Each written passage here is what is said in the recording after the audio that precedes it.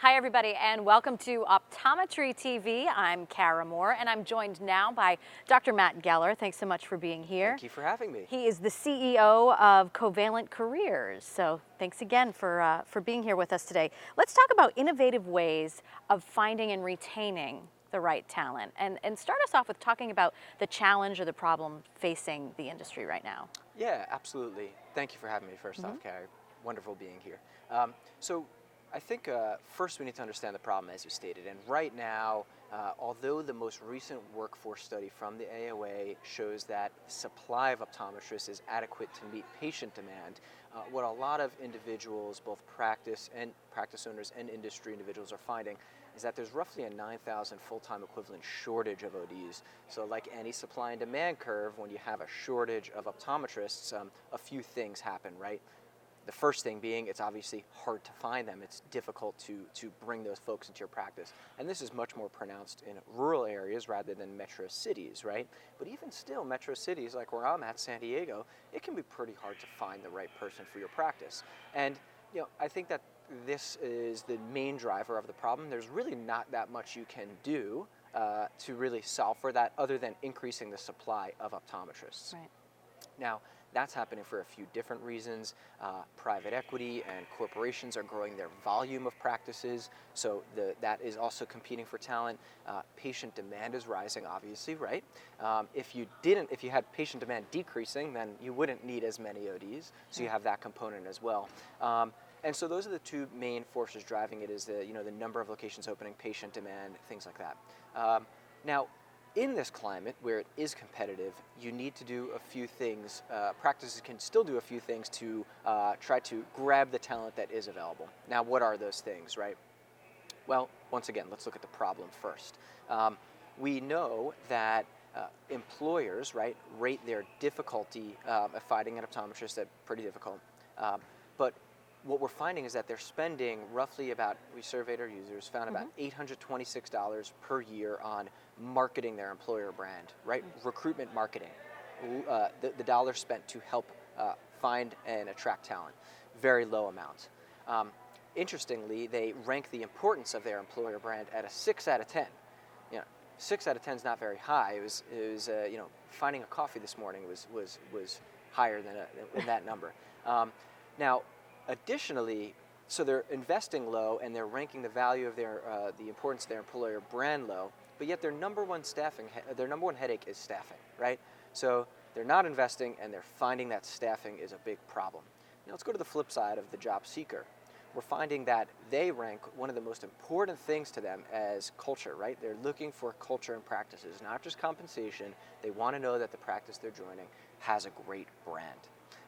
And we're finding that they also, 95% of them will research an employer's brand prior to joining the organization. So you're finding job seekers who care a lot about an employer's brand and employers who don't spend a lot and don't really care about it and don't find it very important, but their number one headache is staffing.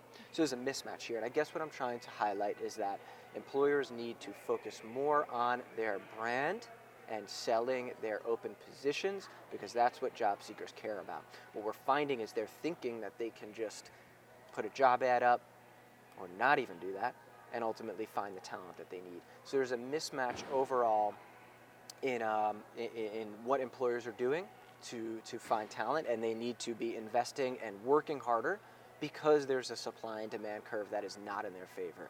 Supply and demand curve is in the favor of the OD right now. OD salaries are rising.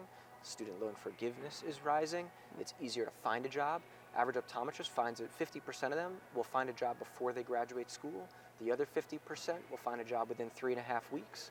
And we found that they rated their difficulty at finding a job at about a 3 out of 10. That's really easy. Yeah, that's so ultimately, there's this kind of perfect storm, bad for the employer, good for the job seeker. And that's the state of affairs. So what do you say to practitioners once they're able to bring the talent through their doors, right? You've hired someone. How do you keep them there? Yeah, great question. So when it comes to retaining talent, the key point is going to be, I think, really come down to culture and a degree of transparency and conversation between the employer and the job seeker about what's important, right? So let's say that you're the job seeker, I'm the employer. If I just if I don't understand what your goals are, or where you're trying to go with your career, or what makes you happy, or what makes you tick, or what makes you smile, I could never properly retain you. I could do what I want to do, what I think is great, what I want to do for the practice, what makes me happy. So the first thing it comes down to is having an honest conversation with that individual of where they want to go with their career, what they want to learn, what they want to earn, right? All of those pieces. And then I think it's, if you have a match and the employer goes, I can fulfill those needs that you have, those wants, then it's just creating a path to get there and keeping your employees, core focuses in mind. I think a lot of practices really just say they're here to see patients, not really worried about what their long-term goals are or what they care about. Right. And so it comes down first, I think, to that honest conversation.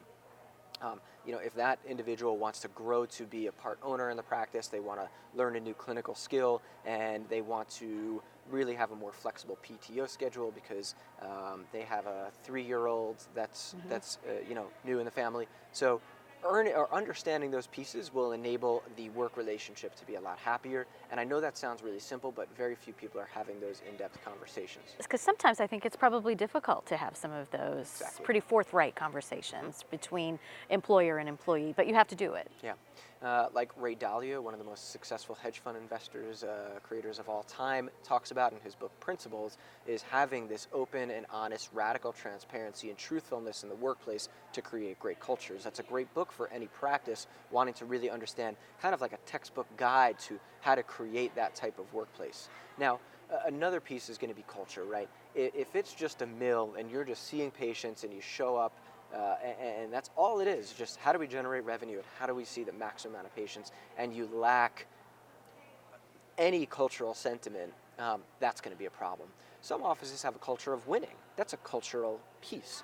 Some practices have a culture of having the downtime to share and spend time together, whether in the office or outside of the office.